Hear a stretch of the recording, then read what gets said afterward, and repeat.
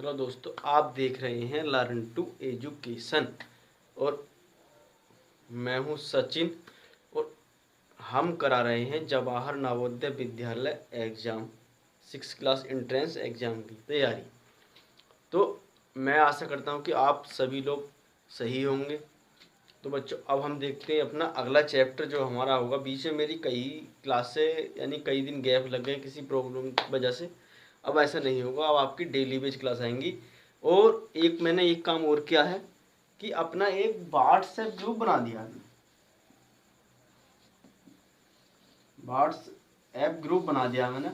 WhatsApp group में हमने जो भी, जैसे कि मैं क्लास डालता हूँ आपको नोटिफिकेशन नहीं मिलेगा, अभी नहीं मिला होगा तो नोटिफिकेशन में अपना व्हाट्सएप ग्रुप पर डाल दिया करूँगा और आपको तुरंत मिल जाएगा। जिसका भी नंबर एडिड हो वो आपको वीडियो के लिंक में मिल जाएगा, वीडियो के डिस्क्रिप्शन लिंक में आपको मिल जाएगा, उसको आप ज्वाइन कर लीजिएगा। तो आज हम चैप्टर देखते हैं अपना, क्या देखते हैं हम दोस्तों? गुणनखंड या फैक्टर। फैक्टर होता क्या है? देखो, आप कोई भी चीज़ लो, आप फैक्टर, फैक्टर का मतलब क्या है? यानी कि कोई भी हमारी एक पूर्ण चीज़ है। मान लो ये दो चीज़ें हैं, अब ये दो चीज़ें हैं, ये बोर्ड पर काम करती है और ये अपनी अलग तरीके से। बट फैक्टर क्या होता है? गुणनखंड। जैसे कि हमने इन चीज़ों को दो भागों में बांट दिया, एक कैप हो गया और एक हो गया हमारा पेन। तो ये हमारे इसके फैक्टर हो गए, ये हमारे गुणनखंड हो गए, यानी कि इसके खंड हो गए। गुणनखंड का मतलब संख्या में, यानी कि इसके खंड हो गए, ये अलग अलग हो गया। तो ये दोनों अलग अलग फैक्टर हो गए। अब ये इसके बिना नहीं जी सकता, पूरी संख्या का अगर हमको पूरा एक बनाना है तो ये इसके बिना नहीं जी सकता और ये इसके बिना नहीं जी सकता। ये दोनों हमारे एक रहेंगे, हमारी संख्या ये होगी, बट उसके फैक्टर करेंगे तो हम उसको अलग अलग करेंगे, यानी कि अलग अलग। देखो, हमने एक इधर कैप कट दिया और एक इधर हमने इसको स्केच ले लिया अपना, यानी कि हमारा मार्कर, व्हाइट बोर्ड मार्कर। अब आप इसी तरीके से देखिए, हमारा जो पूरा हमारा सिस्टम बना हुआ, यानी कि हमने मान लो एक हमारा व्हाइट बोर्ड के लिए समान है हमारा, ये एक डस्टर हुआ हमारा और एक हुआ मार्कर और एक हुआ कैप। तो हमने इनको लिया। देखो, तो देखो बच्चों, आप बिल्कुल आसानी समझिएगा। अब पूरा जो है एक हमारा ये व्हाइट बोर्ड का सामान है पूरा, जो कि हम लिखेंगे पूरा का पूरा हमारा एक व्हाइट बोर्ड मटेरियल है कि ये अपना हमारा इतना यूज होता है। अब हमने इसको अलग अलग बांट दिया। हमने अपनी मेज पर, किसी पर हमने मार्कर डस्टर रख दिया, किसी पर हमने कैप रख दिया, किसी पर ये रख दिया। तो हमके सबके खंड अलग अलग हो गए, यानी कि सब हमारे अलग अलग भाग में बटे हुए हैं। कौन सी? अब आपके पास एक अलमारी होगी, अलमारी में आपकी दराज होंगी। अब आपकी जो आपकी अलमारी तो पूरी है ना, उसके खंड अलग अलग होंगे, भाग हमारे। तो हमारे कितने भाग हैं? यानी कि हमको किसी चीज़ में कुछ रखा हुआ, किसी बॉक्स साइड में हमारा कुछ होगा, किसी दराज में कुछ होगा। तो हम इसी तरीके से आप देखते हैं अपना संख्या पर आइएगा बच्चों। तो ये अब इसको समझिएगा हमारा होता क्या है। यानी कि वह दो संख्याएं जो एक दूसरे से पूर्णतः विभाजित हो जाए और दो भागों में। मान लो हम पहले नंबर पर ले लेते हैं 24। आपका 24 है, 24 के गुणनखंड क्या होंगे? या आपको इससे भी छोटी संख्या लेनी है?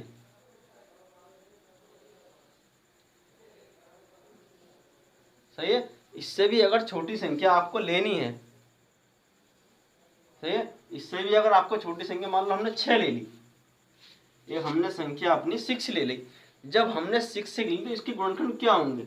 आप देखिएगा। अब आपको बिल्कुल जो हमने बच्चों के तरीके से करते हैं उसको तरीके से करके दिखाता हूँ। 2 3 6। अब ये भी एक प्राइम नंबर है, ये भी प्राइम नंबर है, ये भी अभाज्य संख्या और ये भी अभाज्य संख्या। और जो टेंशन नहीं लीजिएगा, मैं आपको इंग्लिश हिंदी दोनों में बताता हुआ चलूंगा। और थोड़ी सी आपको वॉइस प्रॉब्लम हो रही होगी, ये आज के बाद अगली क्लास में नहीं होगी, ये भी ठीक होने वाली है। बस थोड़ा माइक प्रॉब्लम हो रही है, ये भी आपकी क्लियर हो जाएगी। तो आप देखिएगा, आप 6 2 आ गया, तो इसके गुणनखंड हमारे 2 और 3 हो गए। अब हम देख लेंगे 2 और 3 नहीं है, अब कोई भी संख्या गुणनखंड हमारा एक भी होगा और एक हमारा इसका क्या हो जाएगा? एक स्वयं संख्या। यानी कि एक जो संख्या है हमारी, मान लो एक संख्या, इसके दो गुणनखंड तो हमेशा होंगे, एक जरूर होगा और एक ये स्वयं संख्या होगी। ये गुणनखंड किसी भी संख्या के स्वयं होने ही होने हैं। अब आपसे निकालवाई जाए कि 6 के गुणनखंडों की संख्या, मान लो 6 के गुणनखंड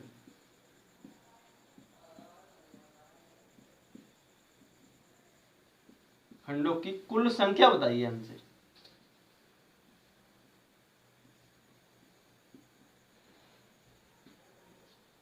कुल संख्या ज्ञात कीजिए, ये कुल संख्या ज्ञात कीजिए, ज्ञात कीजिए।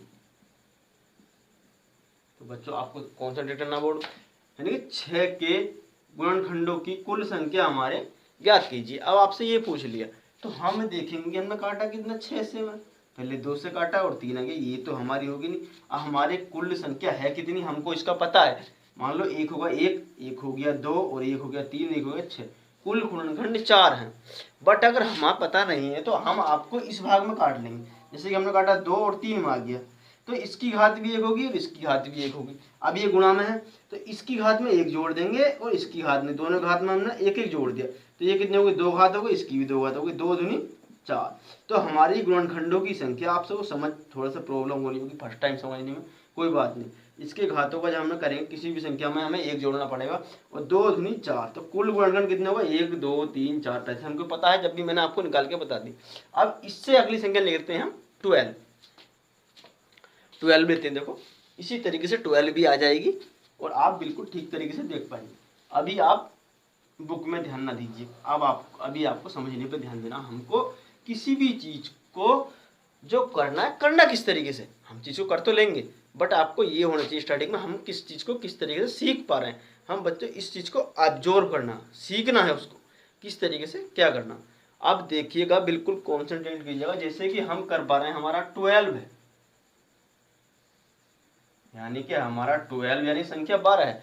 अब हमसे पूछ लिया कि इसके कुल गुणनखंडों की संख्या बताओ, हमें इसके गुणनखंडों की कुल की संख्या बताओ, गुणनखंड मत बताओ, हमें इसकी संख्या बताओ, हमें गुणनखंड से कोई मतलब नहीं, क्या क्या है इसके, हमसे ये पूछ लिया कि इसके गुणनखंडों की संख्या बताओ। तो हम क्या करेंगे, इसके छोटे से हम इसको इस तरीके से काट लेंगे, 2 छंग 12 और 2 तिया 6।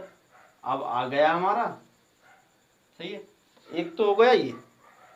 तो हम क्या करेंगे, 2 की पावर 2 हो गई, 1 2, 2 की पावर 2 और गुणा 3, तो 3 की पावर 1 होगी, 2 की पावर 1। अब हम क्या करते हैं, हमने वही ट्रिक बताएंगे जो हमने पहले करी है, जो हमने पहले निकाली है हम उसको ही बताएंगे। तो हम इसमें भी 1 जोड़ देंगे और इसमें भी 1 जोड़ देंगे, तो ये कितना हो गया 3 और ये कितना हो गया हमारा 2, तो 3 दूनी 6, इसके गुणनखंडों की संख्या जो हो जाएगी हमारे पूरे 6 हो जाएगी, सही है। तो अब आप सोच रहे होंगे कि हमारी गिनती आएगी कैसे, मान लो ये हमारा 12 है, तो सीधी सी बात है, पहले हमारा 1 से कटेगा और 1 होगा 12, 2 गुणनखंड ये हो गए। अब अगला होगा 2 और 1 हो गया 6, यानी कि 2 और 6 12, 1 12 का ना 12। अब आएगा 3, 3 चौक 12, 3 चौक 12। अब इसके बाद हम लेते हैं तो 4 तिया आएगा, फिर ये लौट के यही संख्या आएगी।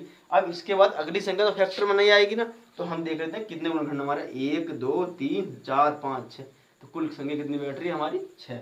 तो हमारे गुणनखंड हो कितने गए इसके, देखो 1 हो जाएगा, 2 हो जाएगा, 3 हो जाएगा, 4 हो जाएगा, 6 हो जाएगा और 12 हो जाएगा।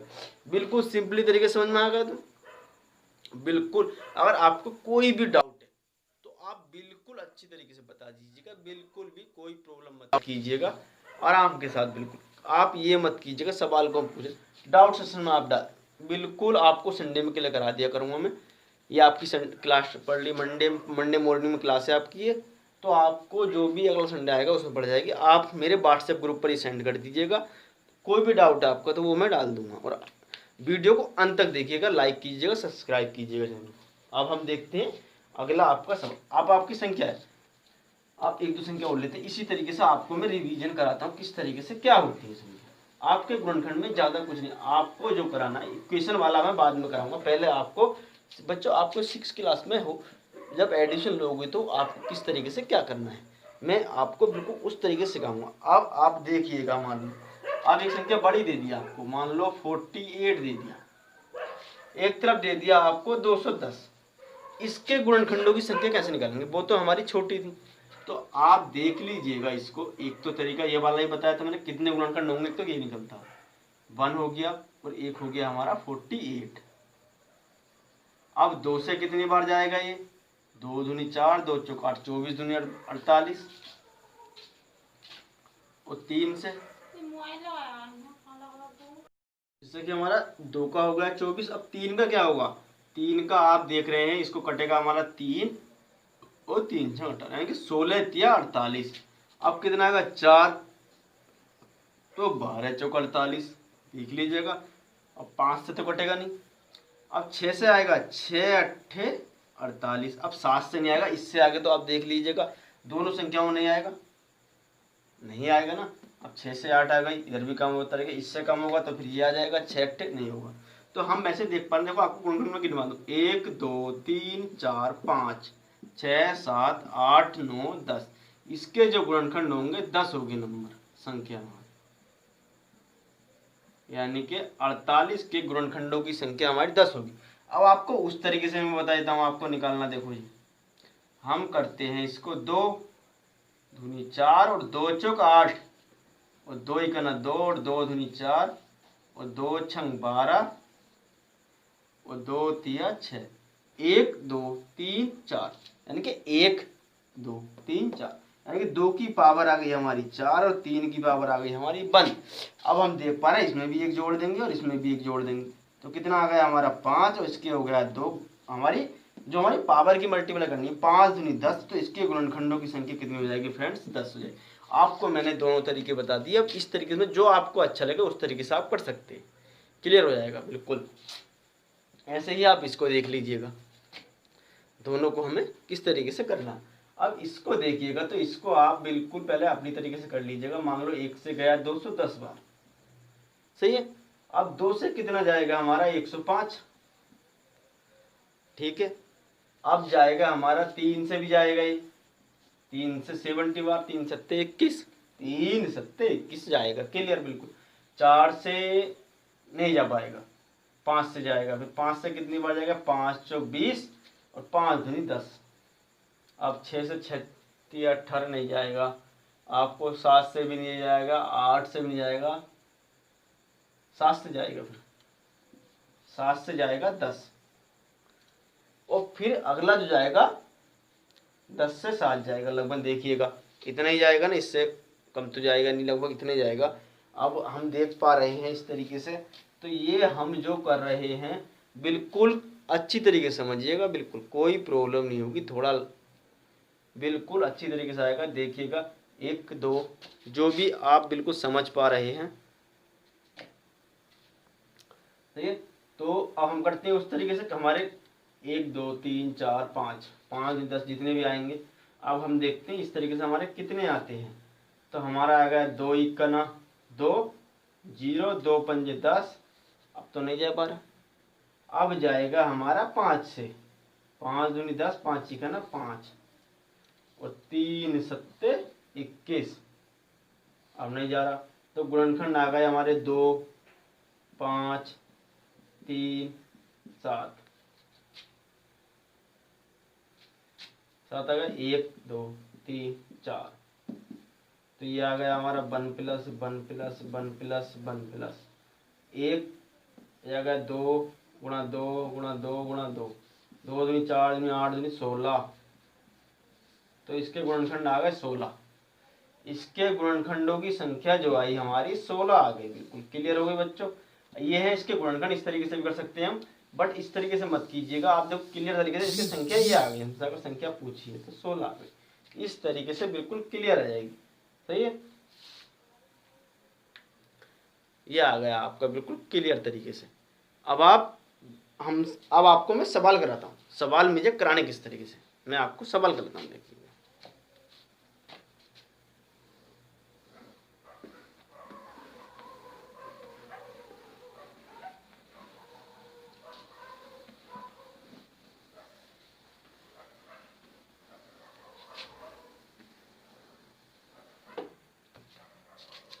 अब आप सवाल देखिएगा, एक सवाल दे रखा है आपका कि 12 और 16 के उभयनिष्ठ गुणनखंड निकालिए।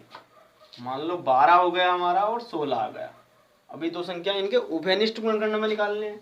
उभयनिष्ठ का मतलब क्या होता है, जो कि हमारे गुणनखंड दोनों में हो, यानी कि हमारा पहली संख्या में भी हो और दूसरी संख्या में भी हो, हमारे गुणनखंड दोनों में दे रखे हों, यानी कि उभयनिष्ठ। उभयनिष्ठ का मतलब यही है हमारा, जो कि हमारी संख्या दोनों में हो। बट इसका इंग्लिश में थोड़ा सा हो रहा है, इंग्लिश में बता दूंगा आपको अभी। ये देखो आपको दे रखा है 6, 12 है, 12 के गुणनखंड हम किस तरीके से देंगे, पहले आपको 2 से काट लेंगे, 2 छक्का 12, 2 तिया 6, एक तो ये आ गए दोनों, और ये आ गया आपका कितना, आपको उभयनिष्ठ गुणनखंड लगना इस तरीके से निकाल लीजिएगा। एक जाएगा 12, 2 जाएगा हमारा 6 और 3 जाएगा 4, 3 चौक 12, आप इतने होंगे। अब इसके कर लीजिएगा, इसके कितने होंगे, एक होएगा 16 और 2 होएगा हमारा 8, 8 आ गया, और हमारा होएगा 3 जाएगा 4 जाएगा, 4 और 4, 4 चौक 16। अब इसमें हमारे कौन कौन से मिल रहे हैं, एक तो हमारा 1 मिल रहा है, यानी कि उभयनिष्ठ,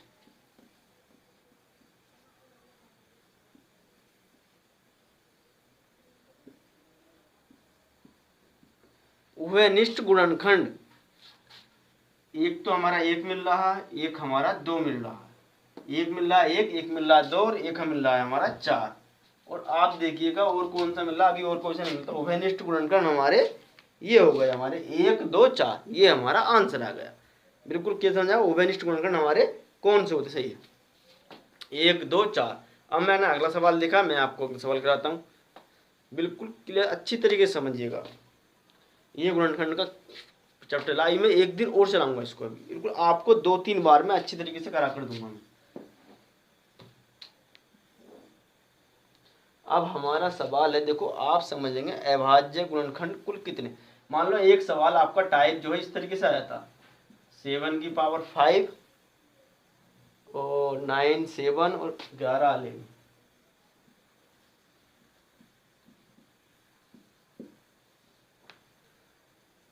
सही ये वाला है। और इसमें आपको आ जाए कि गुणनखंडों की संख्या बताइए कितनी है, हमारी गुणनखंडों की संख्या कितनी है हमारी। तो आपको किस तरीके से निकालना है ये आपको बताना है। आप देख रहे हैं, देखो किस तरीके से आपको बताना है। जब आप देखेंगे 7 तो ये हमारा प्राइम नंबर है, इसके तो खंड होंगे नहीं, तो आप इसको ऐसे रख देंगे। अब इसके गुणनखंड हो जाएंगे 3 क्रॉस 3 हो जाएंगे, तो 7 हो गया हमारा, ये भी 7 हो गया। अब प्लस 11 के नहीं होंगे, 11 की पावर 9 आ गया ऐसे। अब हम देख पाते हैं गुणनखंडों में जब इस तरीके से पावर वाले आते हैं तो संख्या के लिए हमारी इनकी पावर जो है बच्चों,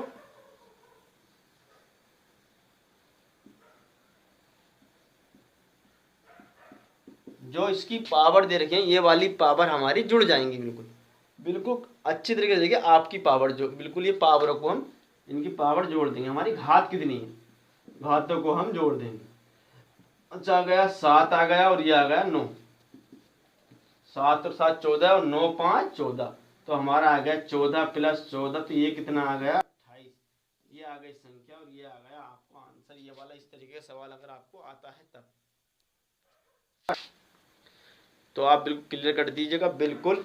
अब आपको मैं एक सवाल और बताता हूँ, फिर आपको मैं कराऊंगा अगले उस क्लास में, आपको कराएंगे, फिर आपको अगली क्लास में क्वेश्चन कराएंगे।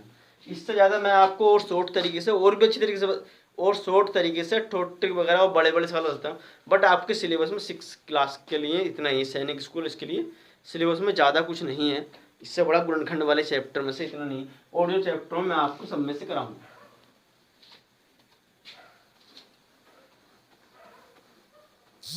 वीडियो को अंत तक देखिएगा, लाइक और सब्सक्राइब जरूर कीजिएगा, वीडियो को लाइक एंड सब्सक्राइब। आपको अच्छे लगे तो बस, और जो भी डाउट है अपना क्लियर कीजिएगा, पूछ लीजिएगा। और अब आपके फॉर्म पढ़ेंगे, मैं आपको बताऊंगा किस तरीके से क्या क्या डॉक्यूमेंट्स लगेगा, किस तरीके से फॉर्म पढ़ेंगे, ये मैं आपको सारा बताऊंगा। तो हमें पूछा है 11 8 और 11, देखो क्वेश्चन है हमारा ये है 8 और 11 के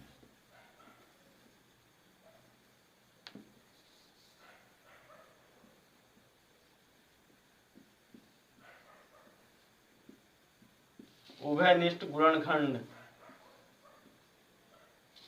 गुणनखंड